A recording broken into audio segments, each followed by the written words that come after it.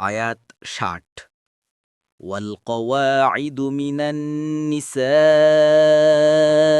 اللاتي لا يرجون نكاحا فليس عليهن جناح أن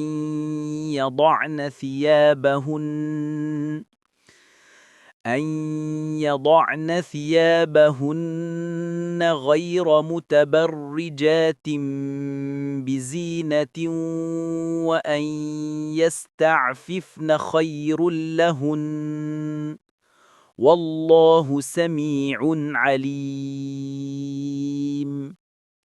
অনুবাদ, আর বৃদ্ধা নারীরা যারা বিয়ের আশা রাখে না তাদের জন্য অপরাধ নেই যদি তারা তাদের সৌন্দর্য প্রদর্শন না করে তাদের বহির্বাস খুলে রাখে, আর এ থেকে তাদের বিরত থাকাই তাদের জন্য উত্তম, আর আল্লাহই সর্বশ্রোতা সর্বজ্ঞ।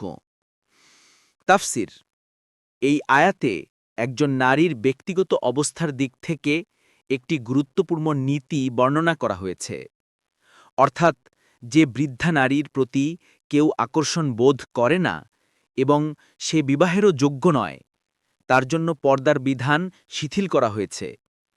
অনাত্মীয় ব্যক্তিও তার পক্ষে মাহরামের ন্যায় হয়ে যায়। মাহরামের কাছে যেসব অঙ্গ আবৃত করা জরুরি নয়, এই বৃদ্ধা নারীর জন্য বেগানা পুরুষদের কাছেও সেগুলো আবৃত রাখা জরুরি নয়। এরূপ বৃদ্ধা নারীর জন্য বলা হয়েছে, যেসব অঙ্গ মাহরামের সামনে খোলা যায়, যে মাহরাম নয় এরূপ ব্যক্তির সামনে সেগুলো খুলতে পারবে, কিন্তু শর্ত হচ্ছে যদি সাজসজ্জা না করে। পরিশেষে আরও বলা হয়েছে, ওয়াইয়াস্তাফিফনা খায়রুল্লাহুন্না, অর্থাৎ সে যদি মাহরাম নয় এরূপ ব্যক্তিদের সামনে আসতে পুরোপুরি বিরত থাকে তবে তা তার জন্য উত্তম। কাজেই আয়াতের অর্থ হচ্ছে চাদর নামিয়ে নেবারে অনুমতি এমন সব বৃদ্ধাদেরকে দেয়া হচ্ছে যাদের সাজসজ্জার ইচ্ছা ও শখ খতম হয়ে গেছে এবং যাদের যৌন আবেগ শীতল হয়ে গেছে।